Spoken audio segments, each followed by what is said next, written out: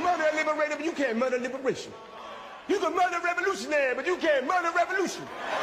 And you can murder a freedom fighter, but you can't murder freedom. You're tapped in, so let's get right to it. We just did a piece on Captain IBRAHIMTRAORE and what has transpired since his announcements or the laws being put in place there in Burkina Faso regarding Sharia law, and another edict or decree he passed in terms of child begging, where they can pray at, and it being a secular government rather than one of Sharia law. Now, that being said, there are a few other specific things seem to be doing the most damage in this regard to Ibrahim's seat and power, not just the general no Sharia stance, but the sharper edges around it. For instance, in terms of feathers being ruffled, those who are speaking out and criticizing IBRAHIMTRAORE now, the citizenship threat is becoming an issue now, and that is, or it involves concerns those students who are studying abroad, Sharia law in Saudi Arabia, for instance, who he has said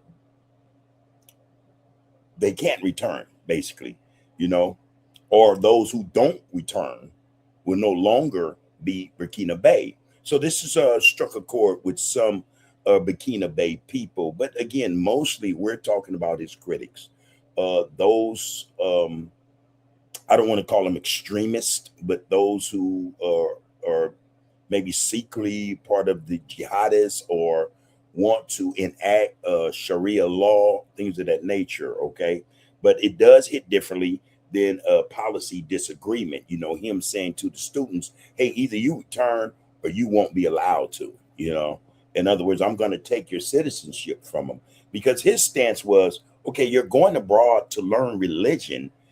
However, the country needs people with skills and trades. We're trying to build this country up. And again, from my perspective, that makes a whole lot of sense. All right. But people are seeing it, or they're reading it as punishing people for their choice of religious study, which is a much more personal and threatening escalation than the state will stay secular. They think it's an attack on religious beliefs and things of that nature. But again, when we're talking about Sharia law, excuse me, we're talking about a certain practice that, for the most part, would be put in place for those under that edict or that, that faith, that following.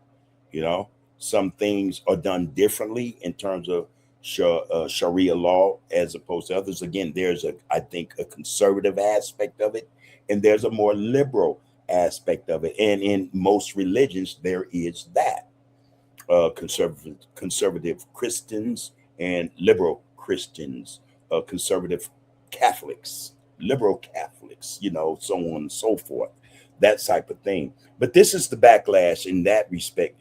This is what he's facing from Burkina Bay people.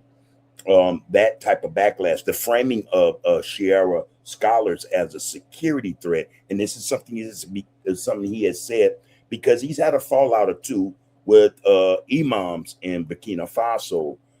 Kendall is one of those, and Sheikh Kendall is one of those individuals who he had arrested. And as a result of that, some people wanted to protest the arrest of that Sheikh or that Imam, Kendall. And as a result of these protests that kind of started but stopped, he shut down the largest mosque there in Burkina Faso that was, I'm not sure, but was probably connected to Imam Kendall. In any respect, though, the security threat is probably real, and it's one that is probably coming from the scholars. So, Traore didn't just say the state is secular. Let's get that clear. He tied studying Sharia abroad to insecurity and foreign interference. This guy's intelligent. I have to say that. He's very intelligent. And warned imams spreading extremist ideas could be suspended. So to devout scholars, that conflates religious study itself with extremism. all right, which feels like an attack on the faith. And I'm pretty sure a lot of them feel that way. Not just an attack on faith, and not just state policy, you know, in how he worded it and is bringing it all together.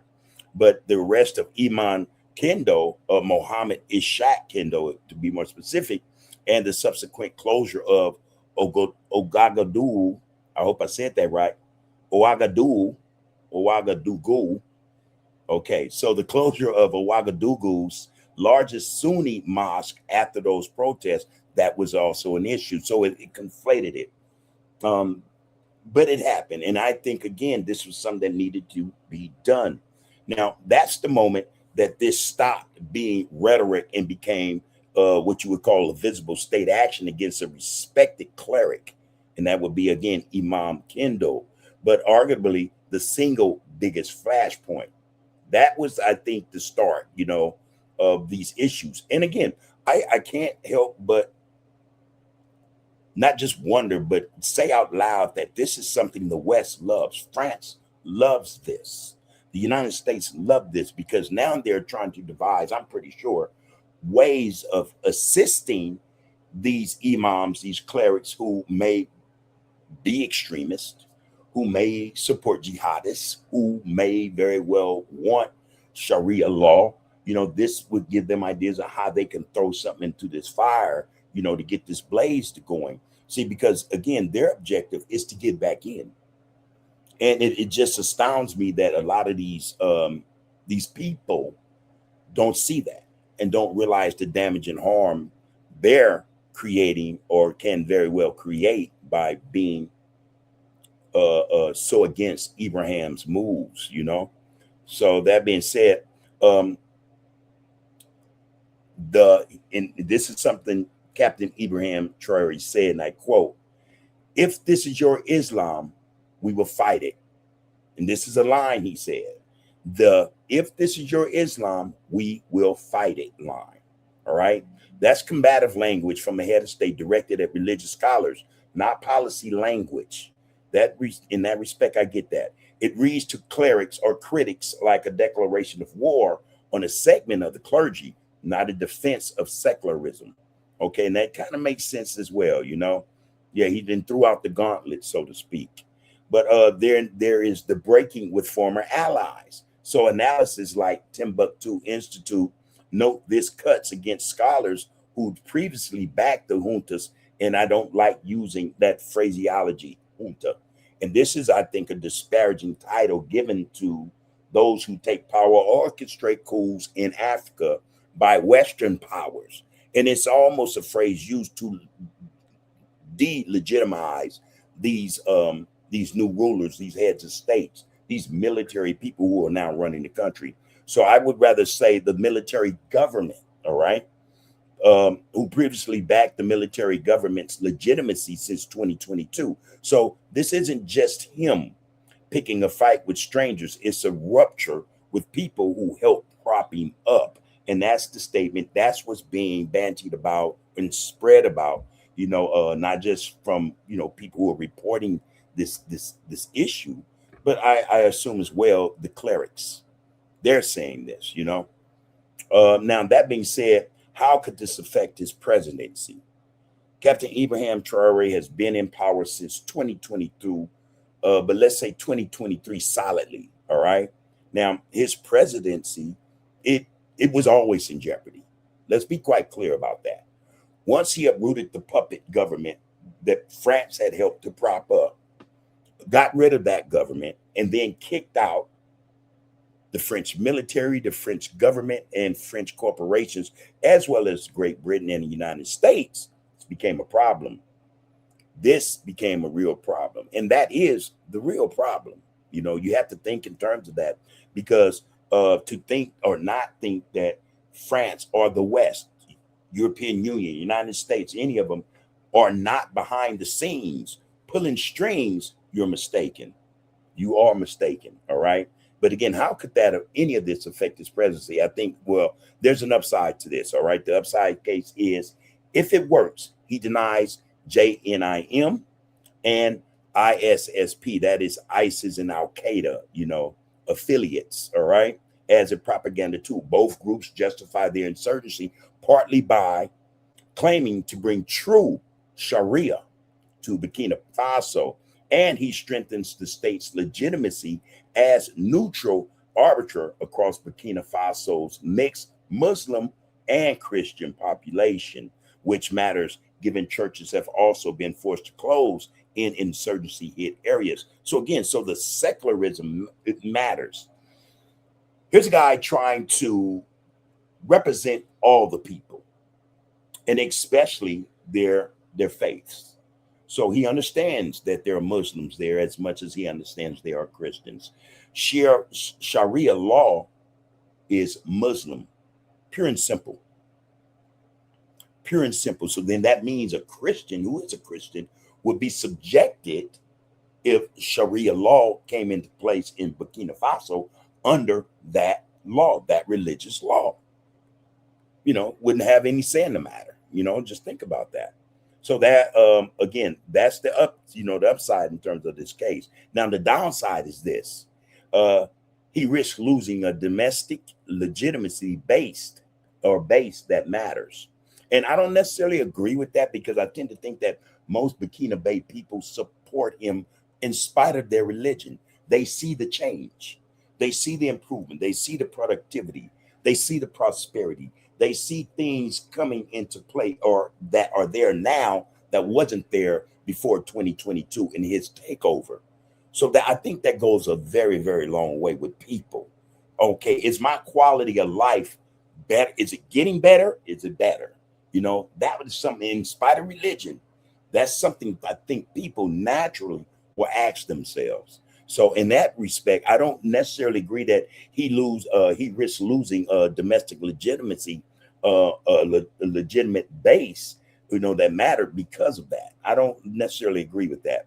But respected clergy who could otherwise help him counter extremist recruitment narratives from the pulpit. If Sunni scholars unify in opposition, that's a much broader and more dangerous coalition against him than jihadist groups alone, since it could turn ordinary devout citizens, not just militants, against the government. And again, I tend to think that when people notice that their lives are getting better, they're not, they know. And see, these people know better than us, but I'm speaking from, a perspective, I'm on the outside looking in, all right? If I know that this group of people, religious or not, have a certain way of doing things, and that way of doing things does not serve everybody does not win. There are more stricter laws and there are more stricter punishments as a result of, they weigh that against a leader who has brought to the table things that they hadn't seen before, maybe in their lifetime. Okay. And not only that, but there are no harsh laws in place that would diminish an individual, or even have an individual in a position where they can't grow and be who they want to be in spite of their religion, or because of it. You know what I mean? So I don't know. I don't know if I agree with a lot of what's been written about what could occur as a result of Ibrahim Traore's decrees and new laws. But one thing I do understand, as a human being, we look as humans to actually have a quality of life, especially better than our parents, and our parents want that for their children. So to say, okay, he would lose support from the citizenry is, I think that's a stretch. I think that's a stretch. I really do. I really do. So, there that is. Now, Sheikh Gumi, and this guy's based in, I think, Nigeria. He had something to say. And believe it or not, see, this is how hypocritical people are. If you research Sheikh Gumi, you'll find some things out about him that are very disturbing. For one, he advocates kidnapping of women and children, people, for ransom. He advocates it. He supports banditry. There's a whole lot that's not right about this guy. And then for him to be able to come into the limelight and have something to say about a individual who is running a country way better than it's been ran in, let's say, 6 decades, 7, or possibly longer, that's a stretch also. Like, hey, what are you really thinking? Now put up what you're doing against what he's doing. Put them on the scale. Which will outweigh the other? You know, it seems as if Sheikh Gumi is about destabilization, chaos, corruption, where as opposed to what he's doing, you have Captain IBRAHIMTRAORE, who is about building a nation, getting the Burkina Bay people to understand or live in what sovereignty truly is, independent of anybody. Since his presidency, since he has set down as the head, this military government, they take no more loans from the IMF. They don't owe the IMF any astronomical debts. They don't take any money from the World Bank. They do not owe the World Bank any money. They do not accept the interference and or influence of Western countries, but especially France and the United States. They take nothing from them. Their NGOs are not allowed. They've been kicked out. The mining companies, the corporations that was raping and pillaging the resources of the country. And let's just consider this fact. The Burkina Bay people were poor. And they were extracting, these French corporations and others, from the land billions and billions of dollars. The Burkina Bay people saw none of that, especially in infrastructure, power, anything. Now we have Captain IBRAHIMTRAORE, and in his position, they're seeing the difference of what real leadership is. So I don't think they'll be too quick to throw that away, even for something, as what a lot of people want to express and make like it's so very important, Again, those people have lived in that region. They've seen what's happened as a result of others having power, and not just the French. Let's be quite clear about that. They've seen what Muslims do to Muslims. They understand Sharia law better than any of us. And I'm pretty sure there are a lot of them that don't necessarily agree with it, or they may have or want to practice a different version of it. You know what I mean? And that's something I read about that actually happens. There are different aspects of Sharia law, that's enacted by different players. You get my meaning? So there that is. But here this guy is. Oh man, crazy guy. Sheikh Gumi. All right. Sheikh Gumi. The Sheikh Gumi criticism from outside Burkina Faso, again, from Nigeria. He's in support of banditry over there. He probably has a lot to do with the jihadists, those who are creating havoc over there. He supports kidnapping. Out his own mouth, he advocates kidnapping as a tool, kidnapping for ransom and everything else. All right. So, hey, you do your research on this guy. But anyway, his criticism is from outside Burkina Faso also, but I don't know. It also matters symbolically that Sheikh Gumi has something to say. But who would it matter to? All right, that's another point. He seemed to be in league with all the other jihadists, Sharia law advocates. You know what I mean? Terrorist or whatever, he seemed to be in league. But anyway, it signals this isn't staying a domestic argument. It's spreaded into the borders of Nigeria, no doubt. It's becoming a regional test case. Other Sahel and West African leaders are watching. But the core attention, he's betting that religious moderation strengthens counterinsurgency, while his critics are betting it alienates the very religious establishment he need on his side to win the ideological fight against JNIM and ISSP. ISSP, that's ISIS and Al Qaeda. Okay, now which bet pays off probably depends on whether ordinary Burkina Faso Muslims side with him or with the scholars. All right, and that's a fact, you know, and that's still an open question, you know, given the reports coming out. You know, the report shows generally mixed reactions about this thing, and that's why I say that I don't think the people they've gotten a taste of life, man, that they've never had. They see things occurring that they've never seen. And this is why I say I don't think that those people, the Burkina Faso people, religious or not, are going to be too willing to give all that up, all this opportunity now, for any of them. All this opportunity that exists now that never existed before. Went and closed down the gold mines and told people, okay, form your companies and we're going to give you access. Come on now. Yeah.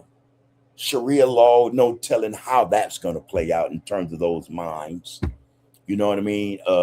Who's going to have access to it? You know, the crops that they're growing, the agriculture, it's an agricultural boom over there. They barely import anything. They are now exporters of their goods and, you know, what they produce. Factories abound. They make their own electric cars. They're in negotiations right now with Russia and or China, I think, or both, to build nuclear power plants. So they're going to bring electricity throughout the country. And that's just not Burkina Faso. That's also Mali. That's also Niger, you know, and any of those other countries, you know, that may lack that type of infrastructure. This thing is great. This thing is bigger than a lot of us think and actually give it credit for. This guy is one of a kind. He is a phenomenon. He is a phenomenon in that whole region, on that continent. I don't see this happening. I don't see this happening. No. Now, give myself support or to bring more context to the story. I have a piece, and this is something he said about a week or so ago. He gave the speech when he addressed them. He addressed them. He addressed the Sharia law. He addressed Muslims and their history and the effect they've had on the continent.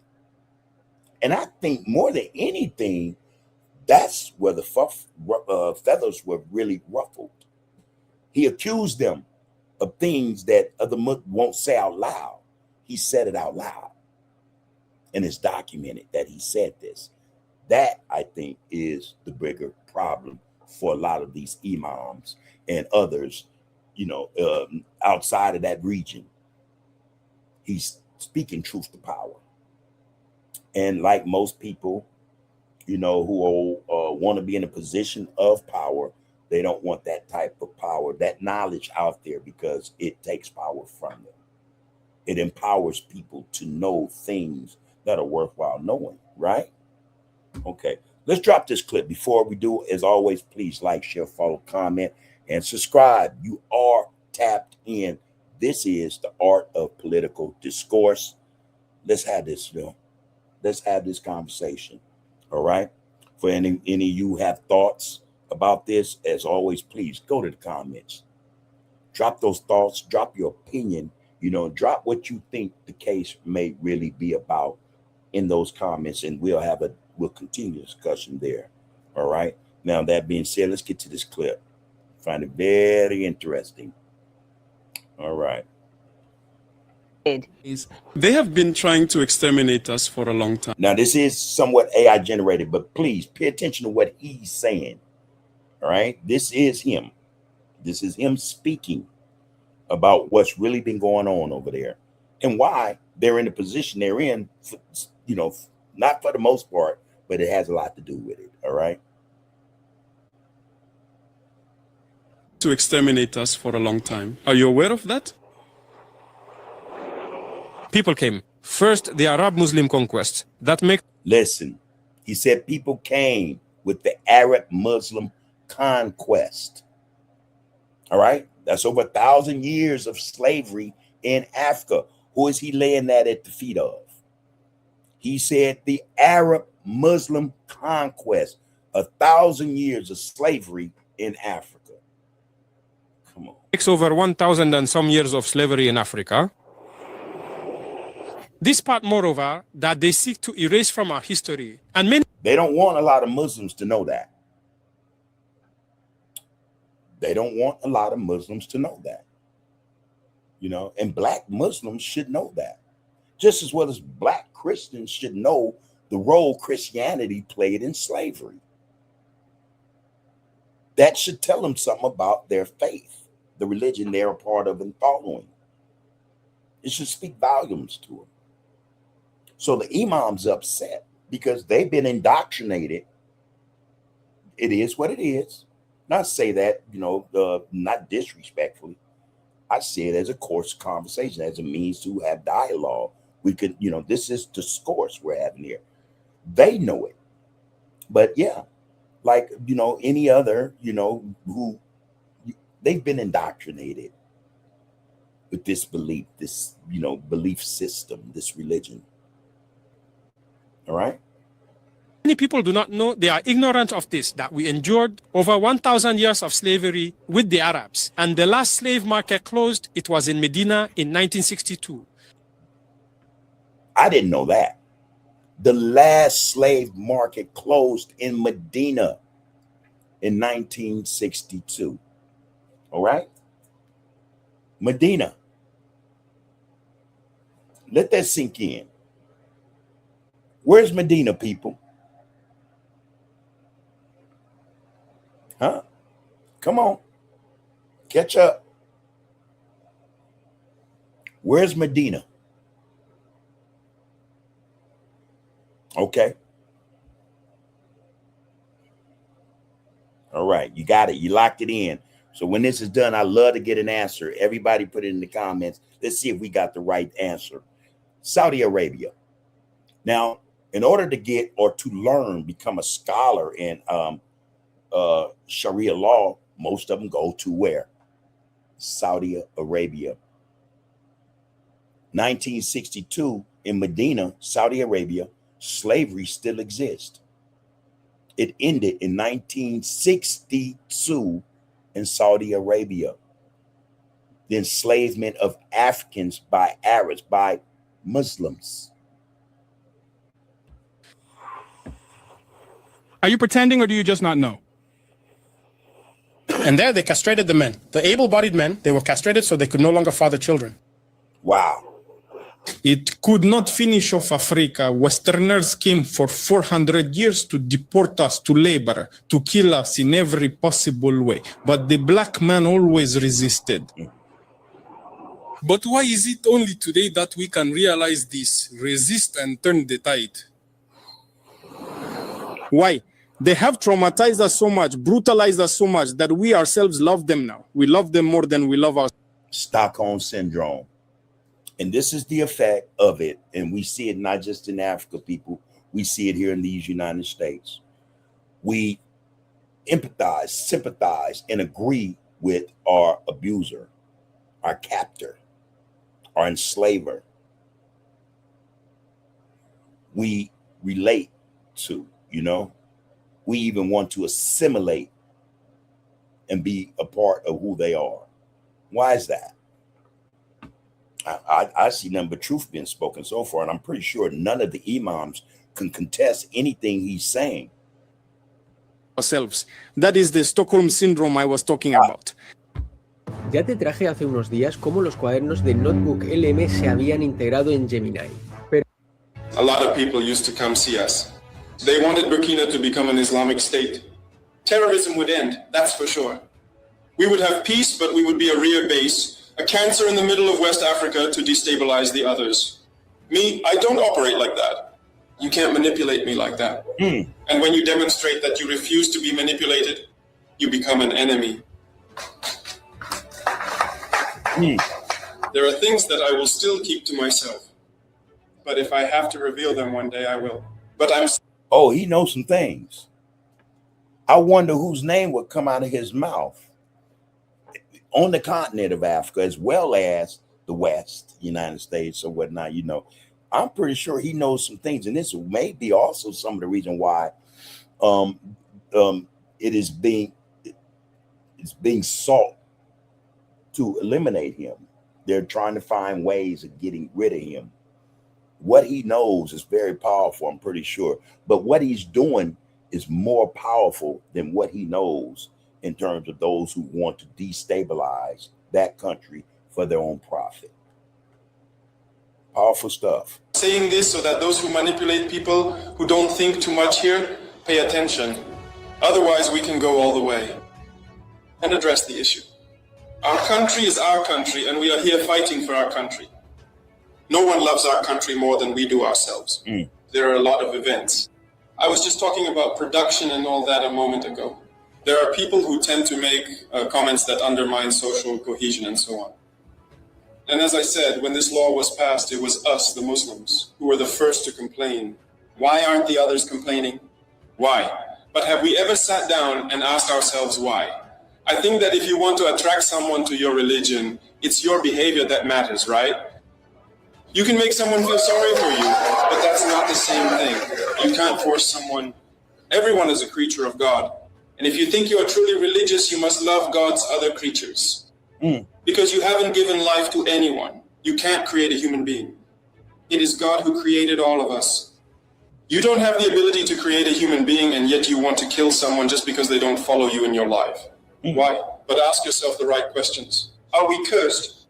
However, if you take a look at the history of Christianity, many people in Europe are Christians and all that. In 2026 nowadays, do you hear about anyone wanting to kill their brother just because of a discussion like this? It's because of religion. He doesn't like his brother. He wants to kill his brother. Have you heard about that anywhere? Go to Saudi Arabia, which is the very cradle of Islam. Today in Saudi Arabia, do people fight? Do they want to kill each other because someone else isn't Muslim?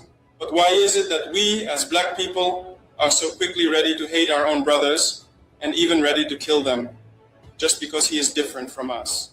It's gotten to the point where it's serious. Why are you ready to kill him when you're not even capable of giving life? Pay attention to this area, this area. Wow.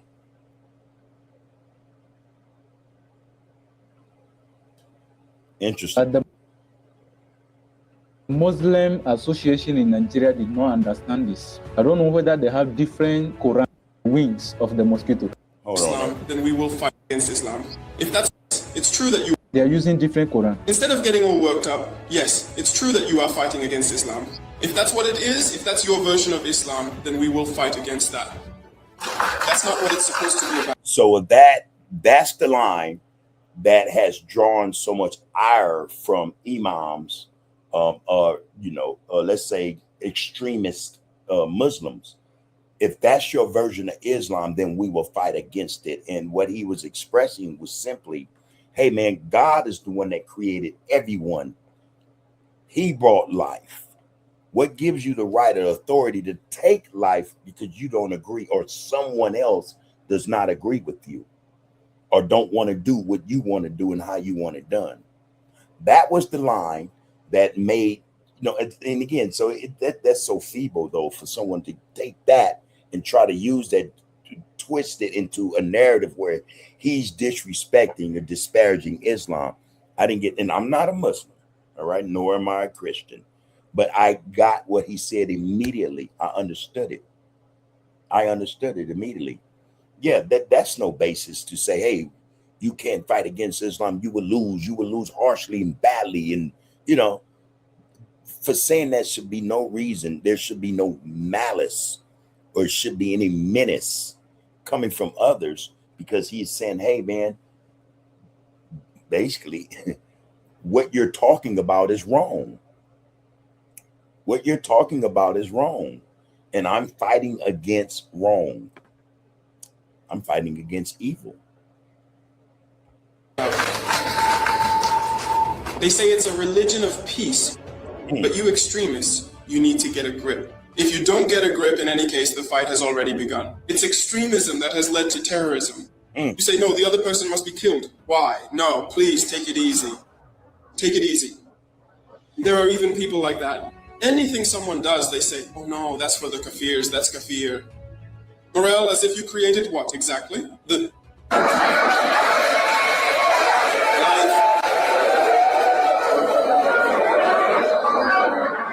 I'm saying it because it's true. We had some people suspended. Suspended from what? From preaching. That's right. We have suspended some people from preaching, haven't we? And it will continue. If people keep it up, it will continue. This AI finds jobs for you, writes the email, and hits send. It's called Perplexity Computer. You connect your And so when he's talking about the suspension of people from preaching, I want to throw in there, he's talking about Imam Kendall is as one of those individuals. And that is based upon, in Traore's mind, the government's mind, that you're trying to preach extremism. You're trying to divide what we're trying to unite. It makes sense, you know, it makes sense. We will suspend them from preaching. If someone just goes out randomly, and once again, I want to commend all those courageous, dignified, and patriotic imams who continue to preach the good word and awaken people's consciences. We see many of them, and we congratulate them, we encourage them. But as for the extremists, we will fight them. If you think you can live in the 7th century, then go. Find a bush, sit there and live. Since normally everything is haram, the water from Olea, the pipes, and what about that? It's a cafe that made it. That apple there, it's a cafe who made it. That light there, it's a cafe who made it. Even the microphone in they're speaking. It's a kafir who made it. You can't even understand that. And he goes, wow, powerful. And that would go against a lot of what we hear here in America about goods that are made and who makes them, excluding the fact of the matter that were it not for the black mind and genius, intelligence, inventiveness, creativity, none of this would exist. And literally, most of it would not exist. These things that people enjoy, that they take for granted, came from the intellectual minds of black people, from Africa to the Americas and all over the world. So I find that statement to be very powerful indeed. Goes out, he has a big vehicle, he drives, it's a kafir who made it. The plane you take to go over there, it's a kafir who made it. Anyway, let me get to the point. And it's so you understand. You who don't know what a kafir is, that's a derogatory statement, or it's anyway. It as I recall reading it back in the day, it was something that was used in South Africa to call a black person a kafir. You know, it's derogatory. It's the equivalent of the N-word. You know, but this is how they address us. But we've made all this, is what he's saying. Beautiful. That this is the way imperialism wants to get through, to destroy us. And this is only the beginning. I insist on this because it's only the beginning.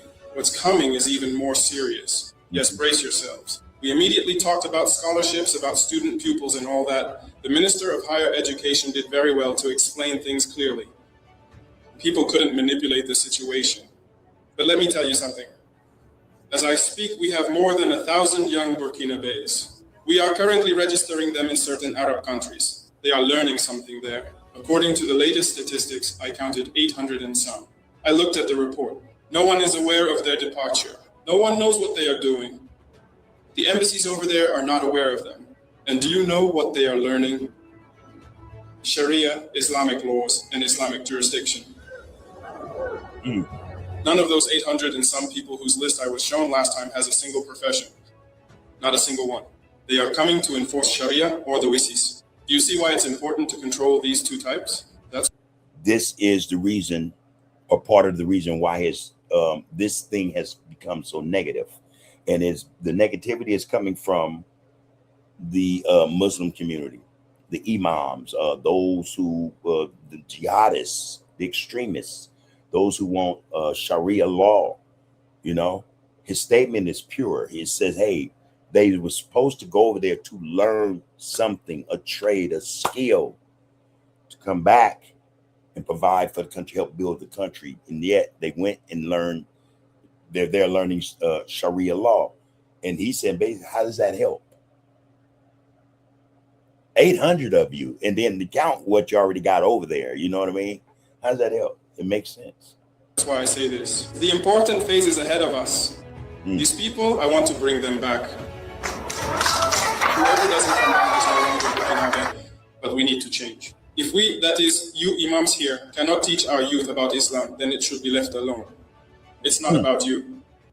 And I believe you can do it. And we ourselves will take these funds into account. Whether it's young Catholics, young Protestants, we ourselves will find a way, the traditionalists, we will finance everything related to religion ourselves. We need to know this, we will find a budget for it. Okay, now, and people, I have to ask you, what the hell is what problem do they have with this guy? What is the problem that they have with Captain IBRAHIMTRAORE? What is the issue? And I take him for his word. And that's only because of what is left in his wake as he goes from day to week to month to year. What is left?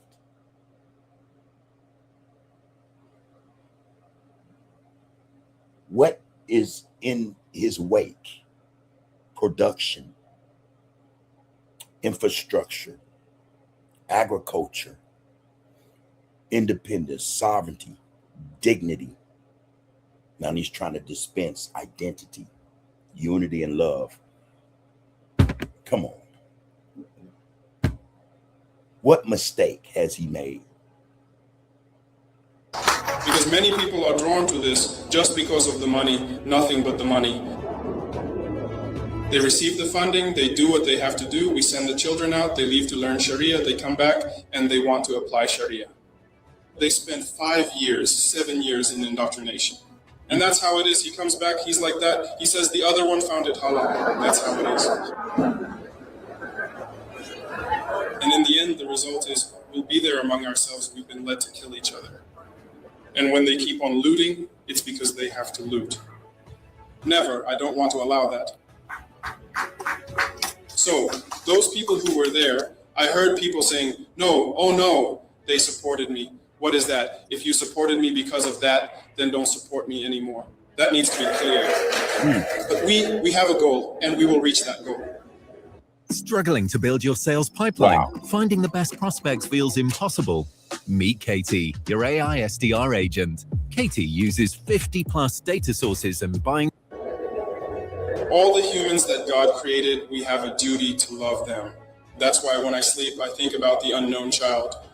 The child I don't know, who is in the farthest corner of Burkina, are all the children in Burkina sleeping? If they're not sleeping, then I can't get any sleep myself. Do all the children in Burkina at least have a meal to eat? If they don't have anything to eat, then I can't find any rest. And I will make sacrifices for that. So I will not let anyone come and divert us from our path. Never. And we need to become aware, I'm talking about Africans in general, about Black people, about our history, about our current situation, because slavery is not over. People are still continuing slavery. You might not actually know this, but even today, in the year 2026, Black people are unfortunately still being captured and held against their will. So they don't consider you as human beings. They see powerful stuff. This is powerful stuff. And he's speaking facts. He's speaking facts. And some of the same people being held against their will, they're in Africa. They're Muslims who are doing this, who are holding Black people against their will, holding them as slaves. Do your research, people. Now, you want to hate this guy? Let's find a real reason. All right, let's find, you know, he didn't took, you know, the youth and did something atrocious to him. You know, he didn't just went and unalived 1,000 Black women, mothers to be, just because. Let's find the reason. He's went into the treasury and took all the money and sent it to a Swiss bank account. left Burkina Faso broke. Let's find the reason. If you want to assassinate this guy's character, if you're looking for something to topple him, find a reason, a legitimate reason. Up to now, there's not one. See you as animals or things, but why us? Should we behave like animals as well? No, I refuse that. We need to give a strong response to these people now. Imperialism has no color. It's everywhere. And we must have the courage to identify and point it out, and then to fight against it. Did you guys see this video, IBRAHIMTRAORE, saying that we will not allow Islamic law in Burkina Faso? Mind you, he is Muslim. Okay, and that's a fact. Okay, so that's going to be the end of that, you guys. I just wanted to share that because I thought it was powerful. I just did a piece an hour or so ago pertaining to Captain IBRAHIMTRAORE that I thought was very insightful, dealing with this matter. But I decided to do this one to go a little more in depth as to why they are acting, his critics, the way they are. What's the real reason behind it? The secular state serves everybody. You know what I mean? It just does not serve Muslims. But as a result of banning Sharia law, there's been this sacred backlash, so to speak. Okay. And all this, it comes from inside IBRAHIMTRAORE's ban on Sharia law. Again, I don't think the man is a fool or a dummy. And neither does, I'm pretty sure, the West, France, United States, Britain, or his enemies. They know he's not a fool. He's seeing right through everything that they're trying to throw at him. And again, you have to admit, if you do your research, look at what he's accomplished so far. He stands on the cornerstone of righteousness. He has all the reason in the world to be very racist. He can, that's not him. So again, tell us what you think. Tell us what you think, especially about Medina, 1962, still involved in slavery. And Medina, in case you guys didn't hear it or forgot already, that's in Saudi Arabia. This is where they send most of black Muslims out of Africa to Saudi Arabia to learn Sharia law. Imagine that.